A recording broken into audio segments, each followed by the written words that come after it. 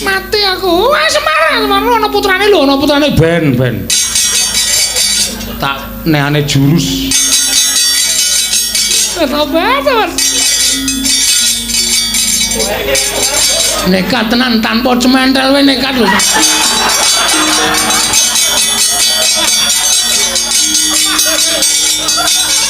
Tobat.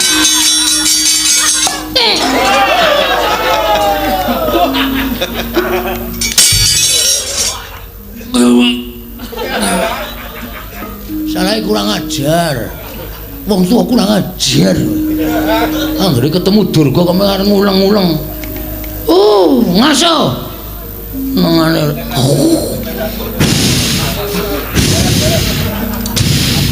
Semangkean ora.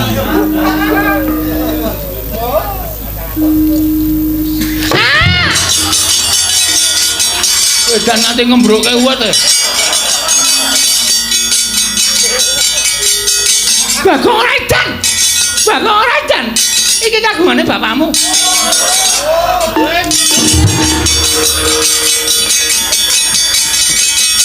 Bagong Raden. Mumpung nganggo training kok. Raden. Ngapa Emir?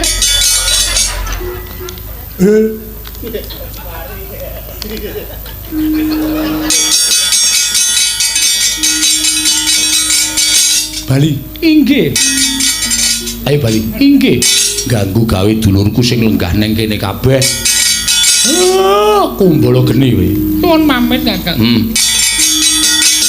Kula nyuwun pamit. Wis Bali. Lagi mabur. Inggih, ngestaken. Eden. Semar lusuh tenan bengi iki Semar. Durga mabur kok kowe ngletane ngarepe. Gambar kupu. Oh.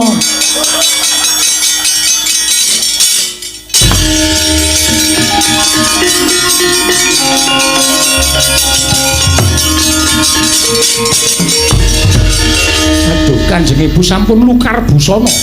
Dewa Srani mundur wae konangan kakekne Semar kewirangan kabeh Wadyabala kon mundur Dewa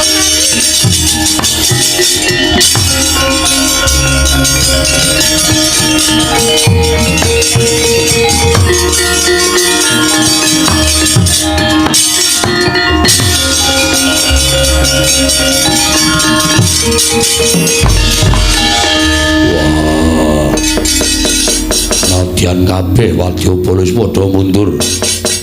Ingkang lembut aja nganti dadi kelilip. Singkirke sak resik-resike sipate barat.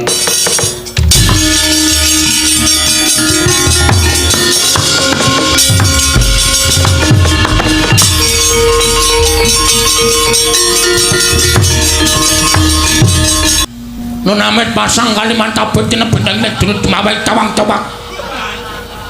Kowe iki ngopo Gong? Men kaya kowe. Rasa kaya aku. Watake dhewe-dhewe.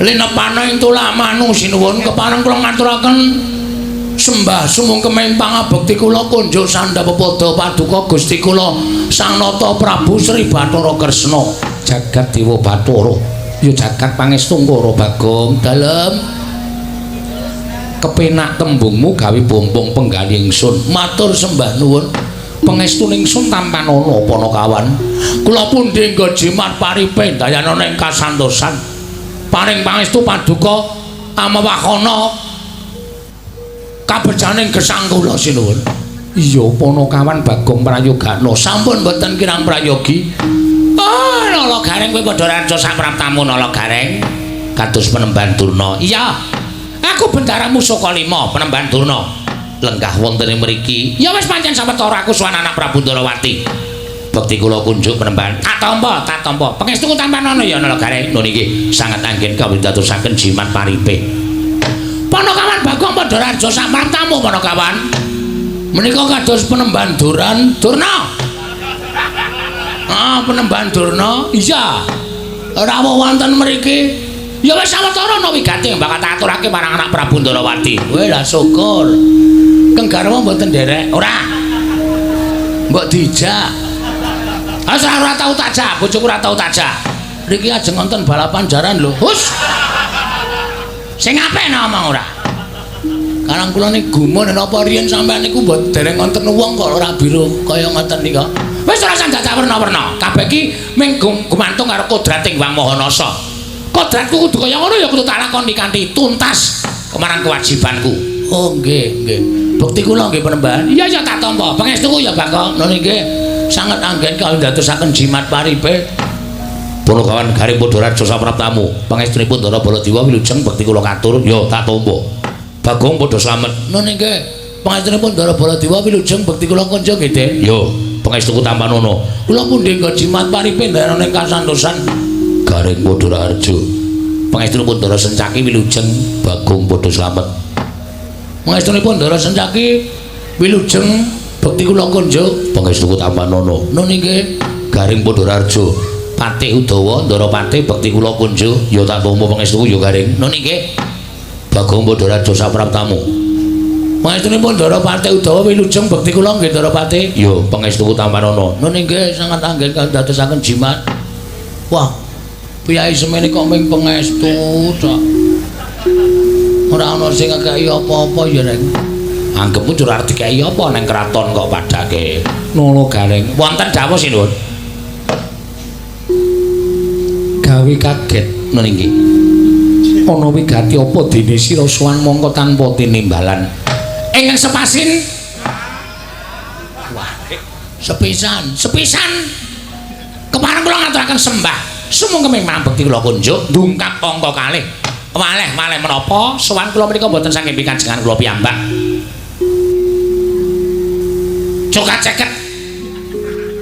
Kula ringkes rembakipun supados samangke Gusti kula ngisi ing Ndarawati enggal priksa menapa to sababipun dene kula keraya-raya kedarang-darang sowan wonten Garing Ndarawati. Apa dikongkon bapakmu sanes? Apa saka karepmu dhewe sanes?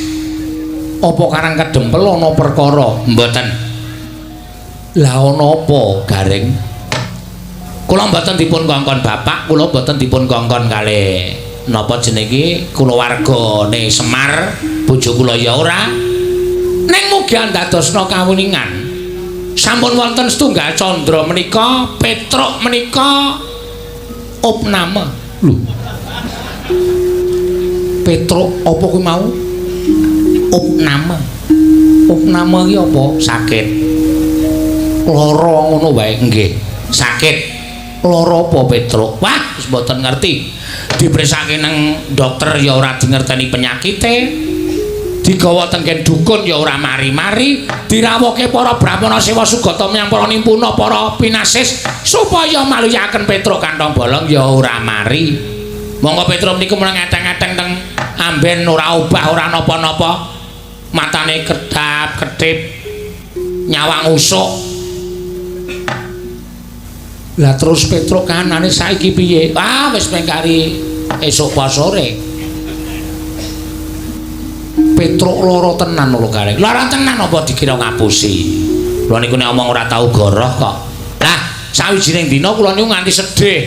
Nyawang Petruk kanane kaya ngeten niku terus tak tangisi Petruk. Bareng kula tangisi kalih Bagong, Petruk niku terus jenggelek. Gregah kaya wong waras nika. Terus obokane kula jukane segoreng. Ya kula jukoke. Kaya wong mari lara niku mangan ya temel-temel mongko ora nganggo lawuh, mung sego tok. Diglondori banyu putih. Iya, nggih. Lah bar maem niku Petruk terus ngomong kalih kula. Reng, kowe kakangku. Sing wajib tak sambati ya ming kowe. Nek Bagong ngono pancen tak anggap wong ora nalar. Ning upama Bagong ku ya iso napa persambatku, aku ya ora apa-apa. Mula cah loro do mlumpuk kene tak kandhani. Aku ki jane ora lara. Aku ki jane ora masuk angin. Aku ki jane waras. Ning kaya koncatan pikiran. Lho. Petruk kaya koncatan pikiran. Nggih. Lah sing tok gagas sapa to, Truk? Kaya kowe iki mung wong kere, kowe iki mung batur, kowe iki mung abdi. Upama duwe gegayuhan ki ya dicundhuke karo kahanan. Wong ki nek duwe gegayuhan ngungkuli karo kekuatane dhewe kuwi tegese ngibarate kaya dene cecak nguntal cagak cebol gayung wulan wuta ngitung lintang tange kelakone cepak wurunge. Mula nek gegayuhan ki dicundhuke karo kekuatan. Ora usah dadak mikir sing abot-abot. Lho ngoten niku. Terus Petruk, heeh Kang. Aku arep mikir abot. Ning aku iki mung netepi karo sing wis nate dingendikake. Lah sing ngendika sapa? Petruk terus matur, sing ngendika Sinuwun Prabu Sri Bathara Kresna. Lho, aku tahu omong apa karo Petruk mangke riyin dereng ampun dipedhot. Crita kula dereng rampung. Apa Sinuwun Prabu Ndara Kresna tahu tate ngendika karo kowe? Tahu. Jaman apa? Jaman nalika semana ilanging pustaka Jamus Klimasada dicolong Dewi Mustakaweni. Nalika semana aku sing iso nemokake pustaka Jamus Klimasada, Sinuwun Ndarawati tau tate paring dawuh karo aku, sapa sing iso nemokake pustaka Jamus Klimasada? Nek lanang tak pek mantu, nek wedok tak pek anak. Monggo Petruk nalika semanten sing iso ngaturake pustaka Jamus Klimasada mbuh lantarane apa? Ning sing ngaturke teng sampeyan niku Petruk kantong bolong adi kula. Lah kok jebul Petruk niku lil awake lemes ora duwe daya niku mikir pangendika sampeyan. Nuwun sewu lho, Den. Nuwun sewu. Nalindra menika sabda Brahmana Raja, sabdaning Nalindra pengendikaning pendhita menika ora kena wola-wali kaya Wikresna tumameng dlancang seta, ora kena lumebek. Nek ngendika A ya kudu kelakon A, nek ngendika B ya kudu kelakon B, nek ngendika C ya kudu kelakon C. Mongko panjenengan wis tau tate ngendika. Mongko sing napa pangendika sampeyan Petruk. Lah niki Petruk niki nagih janji karo sampeyan. Gandeng negara Ndarawati saniki geger merga ana wong wadon sing jeneng Purantawati. Niku Petruk terus lara. Larane Petruk meng digatek karo Sinuwun Prabu Kresna, meng ngelingke karo Sinuwun Prabu Ndarawati supaya eling karo pengendikane duk nalika semana. Nek sampeyan eling matur nuwun, nek ora teges sampeyan mentala nyumurupi patine Petruk. Monggo Petruk wis omong kali kula, Reng, kowe neng negara Ndarawati. Terus kowe matura bab janjine Sinuwun Kresna. Nek Sinuwun Kresna ora gagas, wis ikhlasno aku, Reng. Aku arep golek dalaning pati, aku arep gantung. Nek nganti Petruk iki mengko tekaning pati, nuwun sewu panjenengane Sinuwun Ndarawati tegese utang nyawa karo Nalagareng. Panjenengan utang nyawa kali kula. Nek nganti sampeyan ora netepati janji sing pun nate pangendikake, terus dadi jalaran Petruk tekaning pati, ateges Sinuwun Ndarawati utang nyawa karo Nalagareng. Tantri maning Nalagareng, arep awak kula kaya ngeten niku. Arep awak kula tangan kula cekot sikil kula becik mata kula kira ning nek kula bumi angus negara Ndarawati ora nganti telung kedheping netra mesti kula sing kobong. Iya ta ora le sumbar iki ora bumi angus negara Ndarawati kok mesti kula sing kobong. Kene iki ngrungokke tenanane le omong mencla-mencle. Mboten nganti sak siring bawang, sak umuring jagung, sak uruping damar. Negari Ndarawati mesti badhe kula osak asik. Kula damel base bosa. Bosa base. Pun cekap semanten atur kula. Kemareng kula anengga dhateng Sabdatama Paduka Gusti kula ingkang Sinuwun Nalagareng wonten dawuh. Satemene aku kepengin netepi marang janji ingkang wis ndak aturake marang Petruk duk nalika semana. Lah niku tegese netepi dhateng kalangganipun Paduka Gusti kula ingkang Sinuwun Ndarawati. Ning ana bab ingkang dadi pepalang. Napa Sinuwun? Bapa Penemban Durna rawuh mrene iki uga bakal kepengin mboyong lawan anakku Purantawati. Lho. Niki iya Nalagareng. Ajeng dijawabke kalih arep didhawuhke karo Lesmana Mandrakumara. Lesmana anak Ngastina. Iya pancen mengkono Nalagareng. Pancen arep didhawuhke karo Lesmana Mandrakumara. Oke. Nuwun sewu dulu. Niki perlu dirembuk ampun sembrono. Iya, dirembuk sing bab apa? Lho, bab sampeyan ajeng maringake Nyeng Putra Katur Begawan Durna ajeng dilidhawuhke karo Lesmana Mandrakumara menika nuwun sewu. Kula tak takon panjenengan menika wong tuwa napa dudu? Lho, aku wong tuwa. Wong tuwa sing duweni putra Dewi Purantawati, mestine kaya ngono. Saiki wong tuwa ngendi? Wong tuwa pundi sing ora kepengin anake wedok menika mukti? Kula tak takon. wong tua ngendi sing ora kepengin anake wedok menika mukti menika mboten wonten. Sing jeneng wong tua niku kudu iso napake kamuktene anak. Kudu iso napake kamuktene anak. Iya nolo garing. Terus saniki kula tak nyuwun prisa. Nek nganti Dewi Purantawati menika didhawuhke karo Lesmana Mandrakumara, nuwun sewu, napa panjenengan mboten mangertosi kondange Ndara Lesmana? Hah? Ndara Lesmana menika arepa putra ratu, arepa nika putra Nalindra, arepa menika sesuk bakal gumanti keprabaning Prabu Duryudana. Ning nuwun sewu, wong sak jagat niku wis ngerti nek Lesmana niku anak ratu ning rada kentrir. Napa sampeyan mentala? Putra-putri sampeyan sing ayu wis tiyang warna. Lah kok didhawuh karo wong lanang sing rada kenthir. Ya bener, Lesmana menika sugih bondo bandu, persasat kadonyane seprapat jagat diuja karo wong tuane. Ning nuwun sewu, apa ya kabagyaning batin menika saged sinanding nek nyanding wong lanang. Bojo sing nuwun sewu uteke ora genep. Kula nuwun sewu lho menika namung ngemutaken. Ning mau semanten panjenengan badhe maringaken monggo ateges badhe kula biyawaraken wonten pundi-pundi papan nek Ratu Ndarawati menika blereng dhateng kamukten ning ora iso metung dalan sing bener sulap karo kamukten nganti mentala nyengsarake anake dhewe didhawuh karo anak ratu sing rada kocluk menika mawon niku estu kula mboten goro ning menawi dipun rabi kalian Petra. Lho Petra menika mung wong batur gedibal 17. Petra niku mung Panakawan. Ning apa kabagyaning lair batin menika diukur karo akehing brana picis? Mboten. Kabagyaning wong urip menika mboten ukuran akehing brana picis. Malah kadang kala wong sing ngokehan brana picis, wong sing sugih, wong sing duwe derajat pangkat niku janjane pendak dina tanggungane utang miliaran. Mula akeh wong sing sugih, akeh wong sing duwe pangkat prajat, akeh sing duwe kelungguhan niku adane penyakite mesti stroke. Ora iso ngapa-ngapa, perot terus mudar. Ning kula nuwun sewu, Petra nika wongean, ora duwe tanggungan apa-apa, urip sak madya, mangan sego dipangan karo jangan ya dilakoni, ngombe wedang putih ya dilakoni. Ning ora doyak-oyak utang, ora doyak-oyak tanggungan. Mula uripe ayem, wong uripe ayem niku awake lemu. Aja. Nek sampeyan maringake dhateng Sinon Prabu Duryudana monggo ora apa-apa.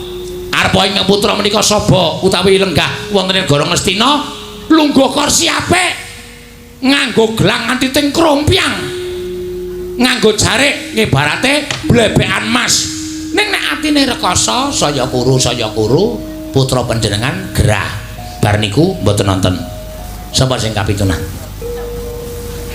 ya ngoten niku carane ngitung ampun sembrono ning nek karo Petra niku urip teng desa wong desa niku uripe tentrem ora berisik ora kokean pikiran kaya wong kutha. Lenggan arep mangan ming kari njupuk ning lumbung, parine ditata tirik-tirik, arep jangan apa-apa ming kari Saba Tegal, mongko tandurane ijo-ijo. Lho. Mangan bakwan nyemplung ning kebon lomba.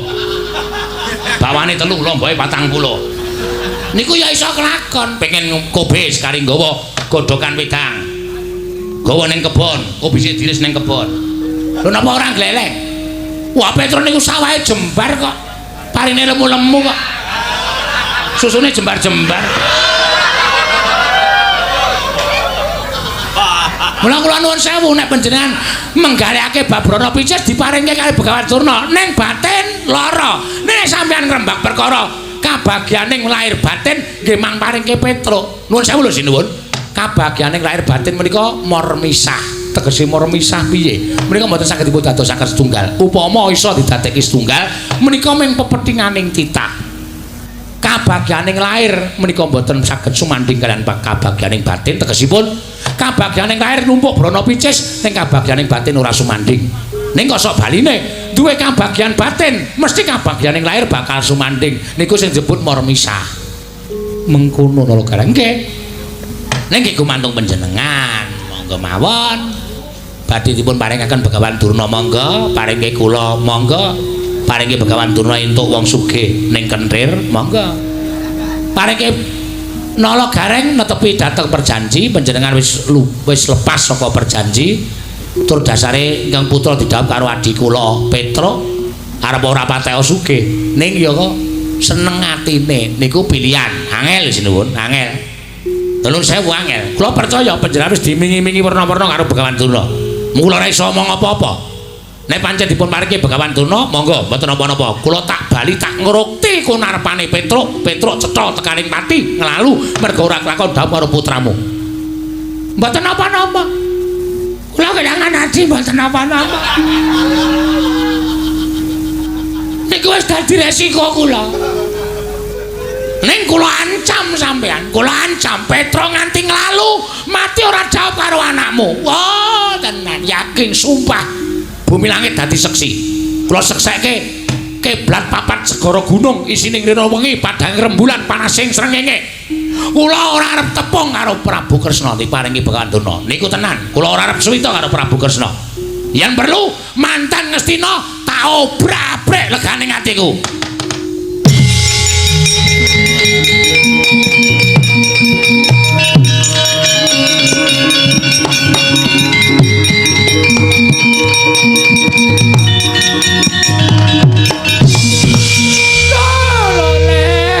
Kentos waluh gembol manyar-manyar. Duneng dungkul wana dadi alas-alas dadi wana. Wah, lah kok kebangetan ngomong ngumbar omongan ala gareng. Ing atase kowe men drajating Ponokawan Gedibal 17 wong elek nyolok mripat. Kowe iki men batur. Lah kok langap-langap druwi kaya grojokan, nyerwetek kaya becek sepun bapak tegaran ucap barat. Wah, nesu e kok. Wani Rasawati. Durna to? Nah, wani Rasawati kok. Nek kira-kira ngamuk tak kepruane watu ndase. Aja kasar-kasar. Men aku dasare wis ora seneng kok kebiyen kok.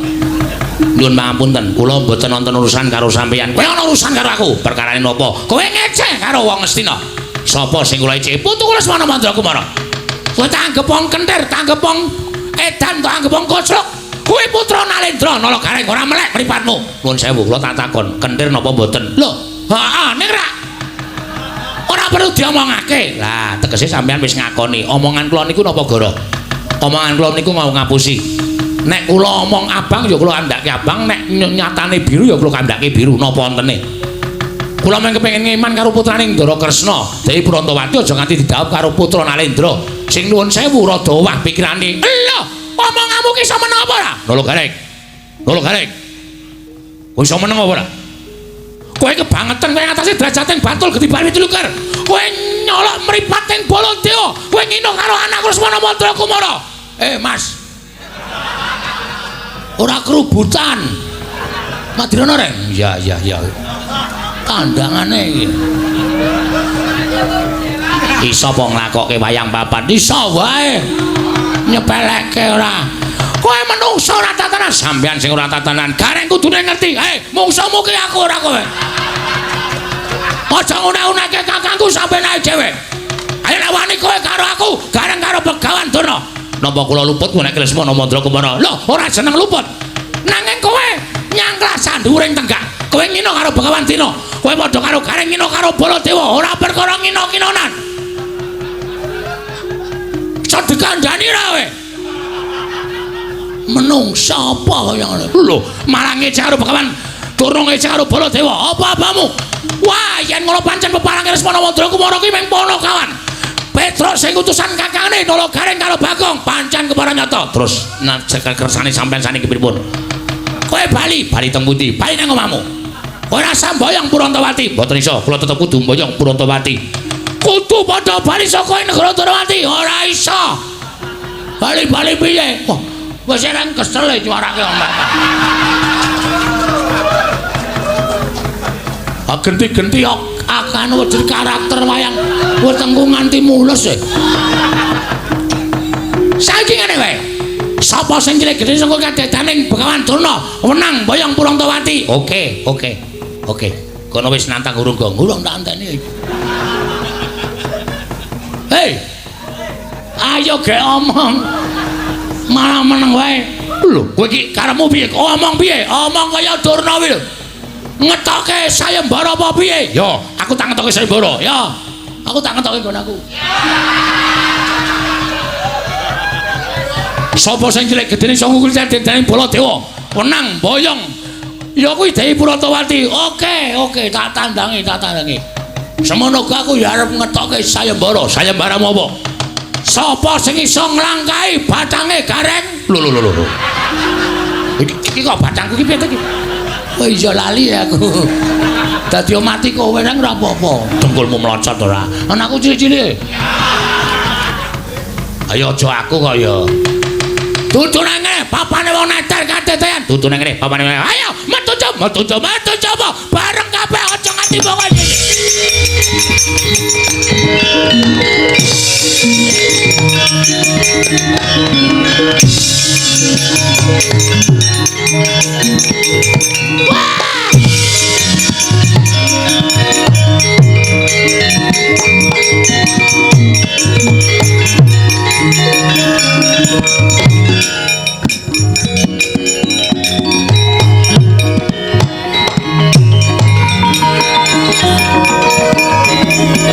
Niwang Sukmana mati luwih ana sasmintaning ingsun jagat wasisaning Bathara.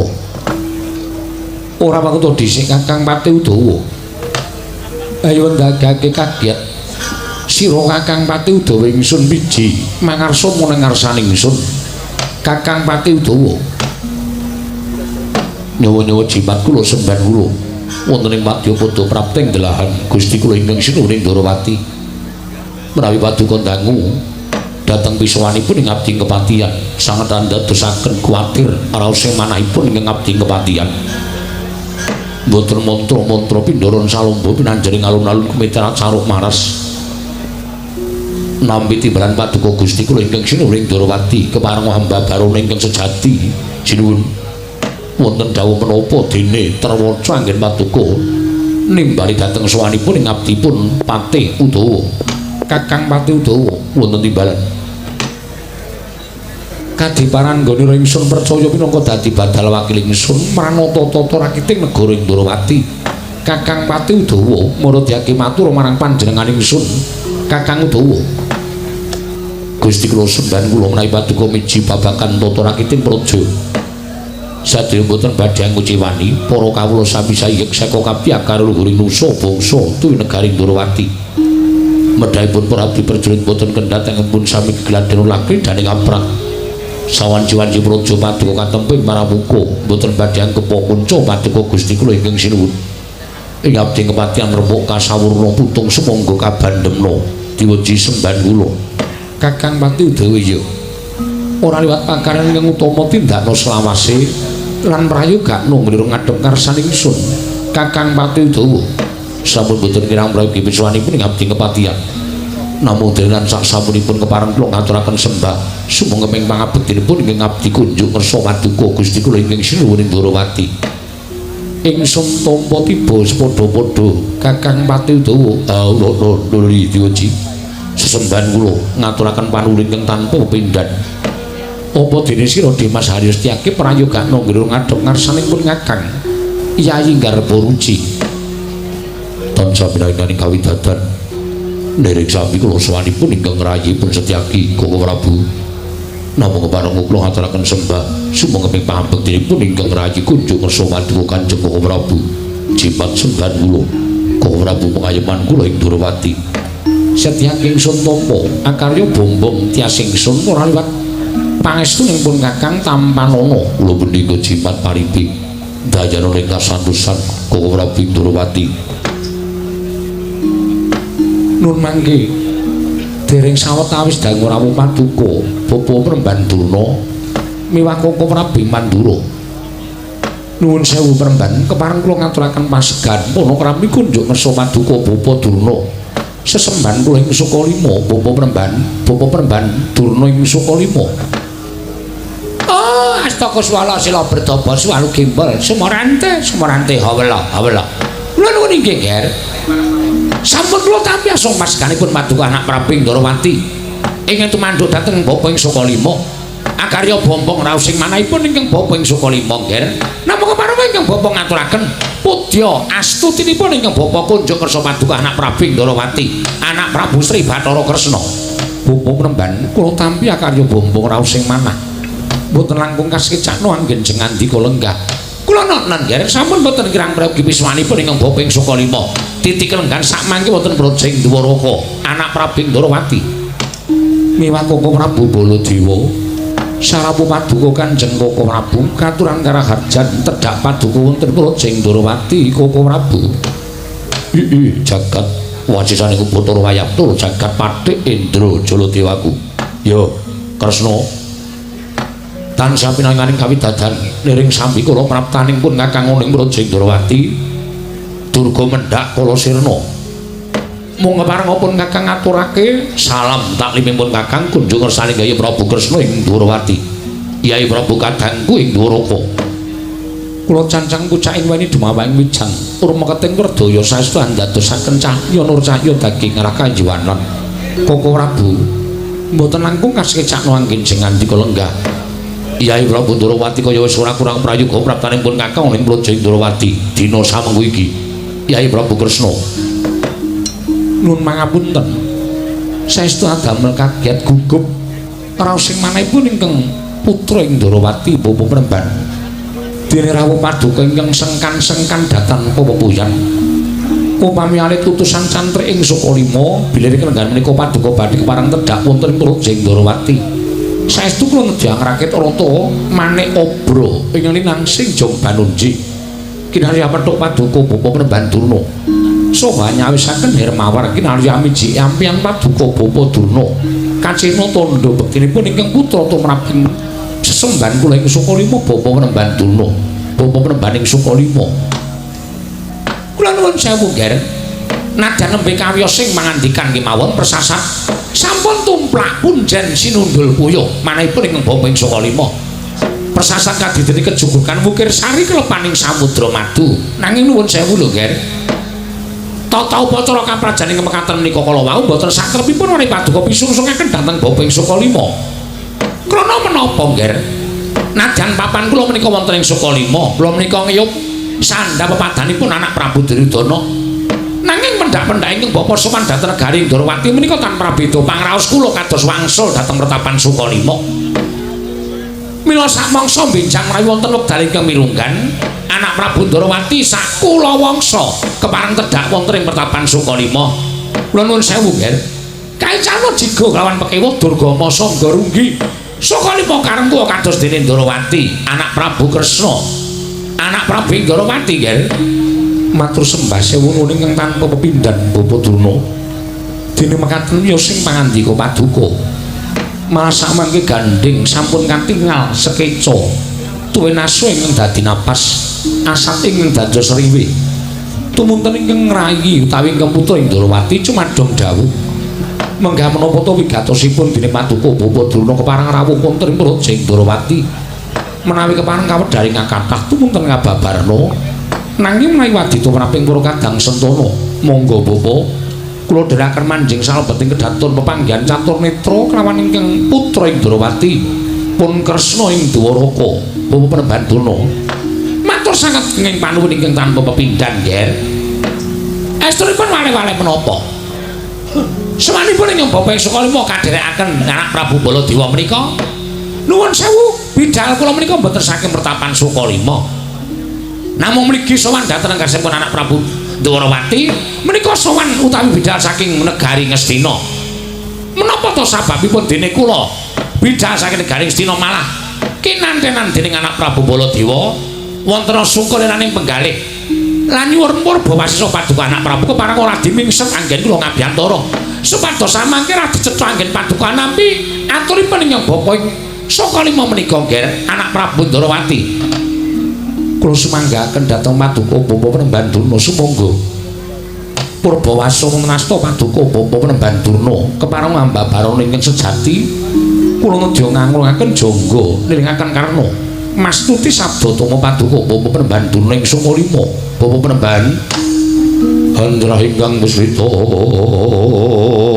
rum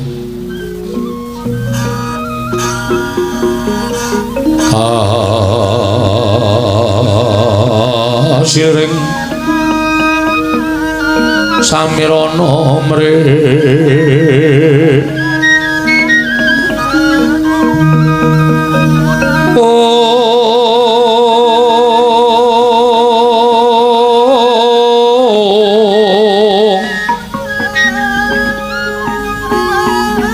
sekar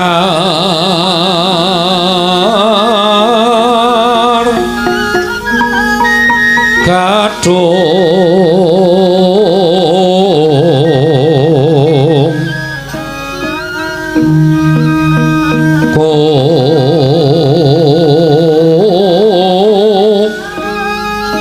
ngas gandanyo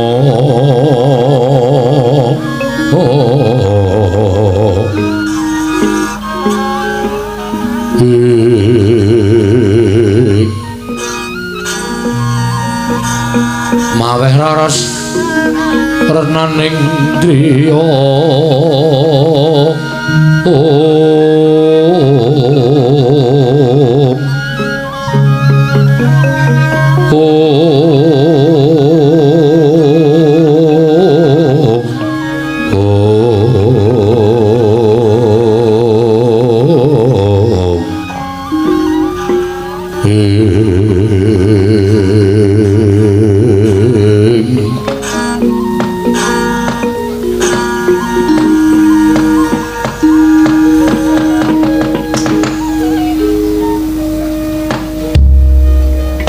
sejatosipun mengaten kok Gen. Sampun kula aturaken ing ngajeng bilih bidalipun ingkang Bapak ing Sukalima menika boten saking pertapan. Namung bidal saking negari Ngastina krana nalika semanten kula tinimbalan dening anak Prabu Duryudana. Kaget raosimanipun ing Bapak ing Sukalima dene kula tinimbalan sowan kersanipun anak Prabu Jaka Pitana ing Ngastina. Tumunten kula nampi sabdanipun anak Prabu Duryudana bilih samangke kula kadhawuhan supados sowan wonten negari Ndrawati mbuktekaken dhateng pawarta ingkang sampun sumebar warata saindenging jagat. Persasat jagat menika ngantos kebrebeken dhateng ngumandhangipun praja ing Ndrawati menapa para saestu bilih paduka anak Prabu menika anggadhahi putra putri wujudipun Sekar ingkang nedheng ambabar Gandhawarum. Ingin dipun kersakaken Bapak Durna kados pundi? Tegesipun Sekar ing ambabar Gandhawarum menika lha nuwun sewu lho, Ger. Wujudipun putri ingkang nedheng mekar tegesipun sampun ngancik dewasa kathah para nalindra nerpati, para senopati, para satriya brahmana ingkang kayungyon satemah kepengin amengku garwa dhateng putra paduka. Kula nuwun sewu, kabar menika menapa para saestu? Ya, Kresna. Malah aku ing minangka dadi saksi tama bakal pangandikane Bapak Durna kunjung ngersani Yayi Prabu Ndrawati. Apa pancen kepara nyata yen to Yayi Prabu Kresna kuwi kagungan putra ingkang dina samengko wujuding kembang ingkang mapan ana ing taman negara Ndrawati ingkang riklungguhan samengko nedheng ambabar Gandhawarum wekasan akeh wong kang padha kepengin methik marang kembar mau. Kabar mau pancen kepara nyata Kresna. Jagat wasisane ngubadara wayah tur jagat. Nuwun sewu Bapak Penemban Koko Prabu. Nggih. Menawi dados pangandika paduka Bapak Durna menika kepara saestu. Inggih menika anak kula pun Purantawati ing titik lenggan mangke akarya hujating jagat satemah negari Ndrawati menika persasat kathah para nalindra para satriya ing kepengin namengku garwa dhateng atmaja kula nanging dumugi sepriki dereng wonten satunggal kemawon ingkang rumajang sarta anacoki dhateng manahipun anak kula pun Purantawati. Lah menawi ngaten cocok menawi ngendikanipun anak Prabu Duryudana bilih kula nuwun sewu Ger sampun wonten setunggal candra menika wayah kula Lesmana Mandra Kumara menika kula nuwun sewu gandrung-gandrung kaliyan pun Purantawati tumunten anak Prabu Duryudana miji dhateng piswanipun ingkang Bapak ing Sukalima supados kula menika kepareng nglamar dhateng putra-putri paduka pun Purantawati kula boyong wonten negari Ngastina ingkang wigatosipun badhe kula dhawuhaken kaliyan wayah kula Lesmana Mandra Kumara. Mila Ger sampun terwaca bilih sawanipun ing Bapak ing Sukalima menika angebun-bun encangan jejawah sonten ingkang wiganti diamboyong dhateng putra-putri paduka pun Purantawati. Kula trimesakaken dhateng Lesmana Ger, mesakaken Lesmana menika nadyan putra Nalindra nanging Lesmana menika kedunungan sebel sial.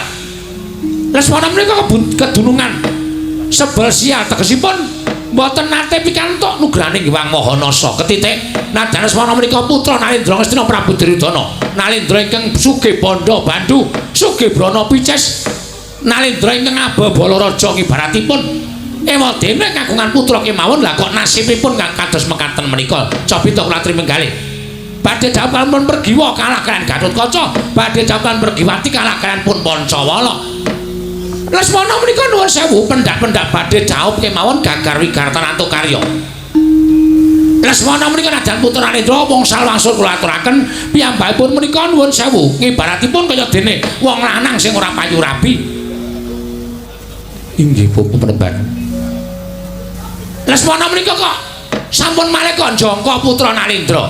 Sampun malih Jangka putra Ratu Padmajaning Brahmana. Oh, namung badhe nyenengi bakul mie ayam merah lakon kok nggih.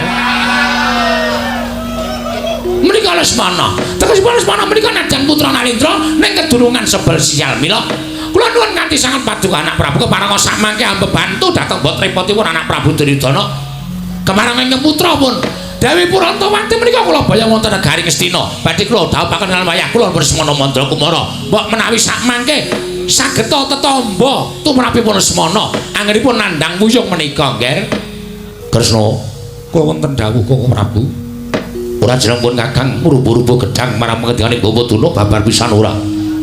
Nanging lamun siadine murupi kanane anakmu Lesmana Mandra Kumara ing Ngastina. Wah.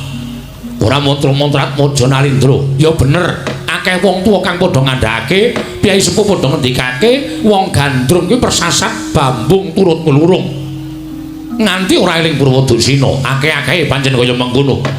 Nanging ora kaya Lesmana sak gedhagan iki. Nggone bambung malah semune kaya dudu putra Narendra. Kaya wong edan ning tengah dalan. Pendak-pendak gandrung apa sing ditemoni?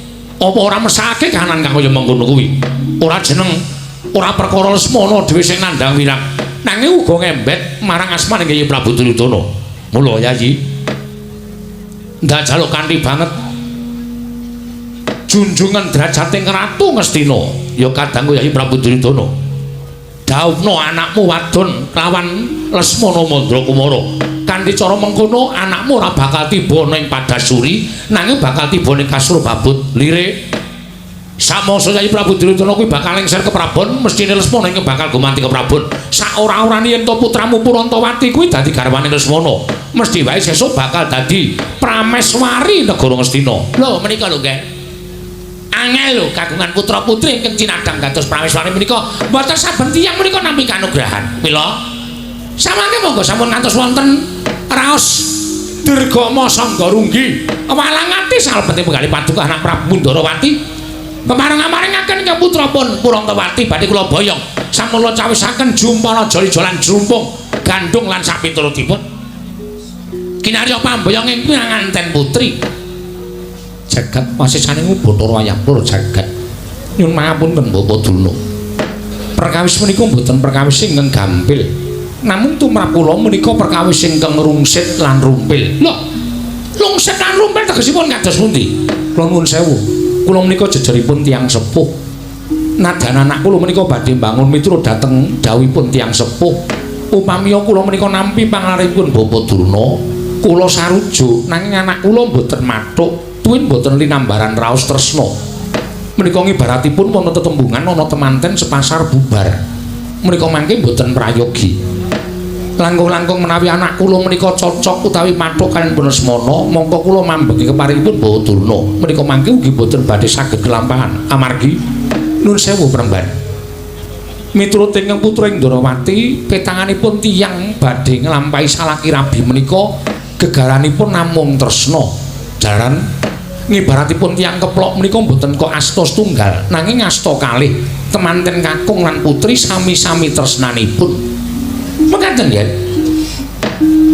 mila kathah ingkang sami nyebataken dasaring tiyang badhe mangun Bali Wisma menika wonten setunggal seneng angka 2 kenceng angka 3 kepareng angka 4 wilujeng seneng kenceng kepareng lan wilujeng menika tegesipun kados pundi menawi wonten negari Ndarawati menika tasih dipun agem seneng gegaranipun tiyang rabi menika namung raos tresna utawi seneng sabab tumrap kula menawi gegaranipun tiyang mangun Bali Wisma menika tanpa linambaran raos seneng utawi raos tresna menika mangke mboten badhe sae kedadosanipun ingkang angka kalih kenceng ingkang kenceng menapanipun ingkang kenceng menika tekadipun.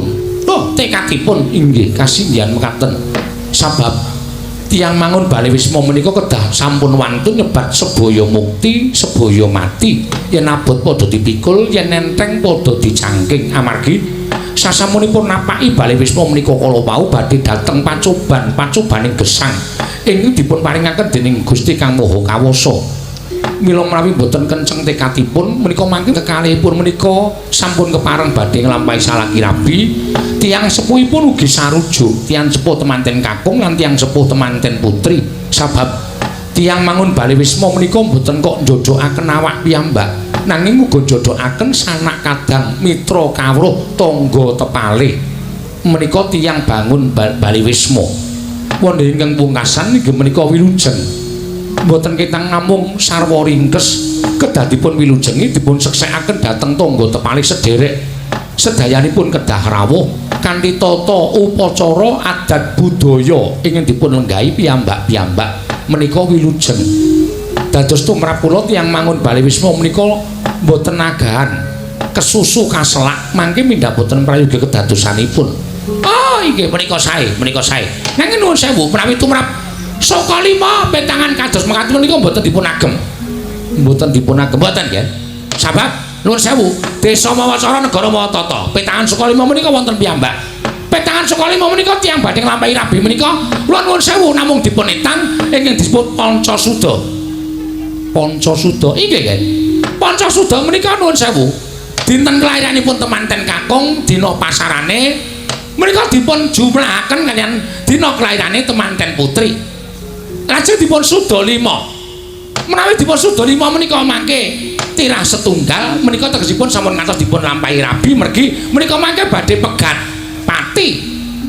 Tegesipun durung tutunggone mangun Bali Wisma wis dadi duda utawa randha menika mboten sae. Mekaten Bapak Dono menika manah kula nembe ngertos. Menika ngaten menika tegesipun tukar kawruh. Panjenengan paring kawruh babagan kenceng kepareng seneng lan wilujeng menika kala wau kula ngaturi kawruh kula ingkang wis lebet Pancasuda. Lajeng menawi tirah kalih 2 menika tegesipun jojo. Tegesipun jojo menika kula nuwun sewu menggok ya ngemplok obah ya mamah ngene bali mangun Bali Wisma bakal apik lan becik nganti tekan kaken-kaken ninen-ninen momong karo anak putu. Menawi tiba 3 menika wahyu. Wahyu menika sae. Menawi panjenenganipun njodokaken petanganipun tiyang mangun Bali Wisma menawi tiba 3 utawi 3 menika sae nggih menika tegesipun badhe bebakulan ya laris badhe menapa-menapa tentu dipun ayemi dhateng panguwasaning Dat Kamurweng Dat.